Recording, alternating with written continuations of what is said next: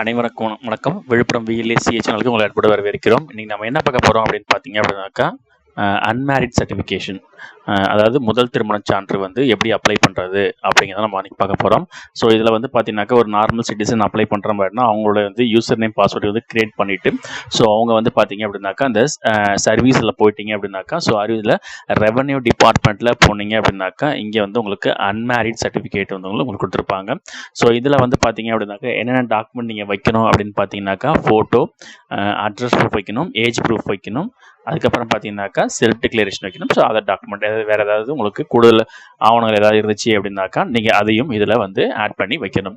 So இதில் வந்து maximum என்னென்னலாம் வைக்கணும் அப்படின்றது பார்த்தீங்க அப்படின்னாக்கா, ஃபோட்டோ கண்டிப்பாக வைக்கணும். ஸோ அதில் வந்து நீங்கள் பிக்சல் வந்து 250 செலக்ட் பண்ணி நீங்கள் அதை ரீசைஸ் பண்ணி வச்சுக்கோங்க. ஸோ அது மட்டும் இல்லாமல் பார்த்தீங்க அப்படின்னாக்கா எல்லா டாக்குமெண்ட்டுமே வந்து பார்த்தீங்கன்னா 200 KB தான் இருக்கணும். ஸோ அதையும் நீங்கள் ரீசைஸ் பண்ணி வச்சுக்கோங்க. ஒரு இமேஜ் ஃபார்மேட்டில் ரீசைஸ் பண்ணி வச்சுக்கோங்க. ஸோ அப்போ தான் வந்து உங்களுக்கு அப்லோட் பண்ணுறதுக்கு உங்களுக்கு ஈஸியாக இருக்கும். ஸோ டக்குன்னு உங்களுக்கு அப்லோட் பண்ணுறதுக்கு ஸோ உங்களுக்கு அந்த ரீசைஸ் பண்ணி இருந்தால் மட்டும்தான் உங்களால் வந்து உடனே வந்து நீங்கள் அப்ளை பண்ண முடியும். ஸோ அதுக்கப்புறம் பார்த்தீங்க அப்படின்னாக்கா ரேஷன் கார்டு அதுவும் நீங்கள் அடிஷ்னலாக கண்டிப்பாக நீங்கள் வைக்கணும். ஸோ இதில் கேட்கல அப்படின்றனால நீங்கள் விட்டுறக்கூடாது. ஆதார் கார்டு, ரேஷன் கார்டு, அதுக்கப்புறம் பார்த்தீங்க அப்படின்னாக்கா மேரேஜ் பண்ணுறதுக்கான கல்யாண பத்திரிக்கை நீங்கள் கண்டிப்பாக இதில் நீங்கள் இன்க்ளூட் பண்ணணும். ஸோ அது இல்லாமல் இதில் கேட்கல, நான் அது இல்லாமல் வச்சிங்க அப்படின்னா கண்டிப்பாக உங்களுக்கு ஆகாது. ஸோ அதனால் நீங்கள் வந்து அதையும் மறக்காமல் ஸ்கேன் பண்ணி 200 KB நீங்கள் ரீசைஸ் பண்ணி வச்சுக்கணும். ஸோ அது மட்டும் இல்லாமல் வந்து பார்த்தீங்கன்னாக்கா ஸ்கூல் டிசி நீங்கள் கண்டிப்பாக வைக்கணும். ஸோ அதையும் நீங்கள் ஸ்கேன் பண்ணி 200 KB வச்சுக்கிங்க. ஃப்ரண்ட் அண்ட் பேக் இருந்துச்சு அப்படின்னாக்கா 200 KB கண்ட்ரோல் பண்ண முடியாது.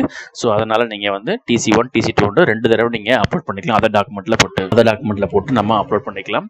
ஸோ அது மட்டும் இல்லாமல் பார்த்தீங்க அப்படின்னாக்கா நீங்கள் இதை அப்ளை பண்ணும்போது பார்த்தீங்கன்னாக்கா எல்லாமே ரீசைஸ் பண்ணி ப்ராப்பராக வச்சுட்டு நீங்கள் அப்ளை பண்ணுங்கள்.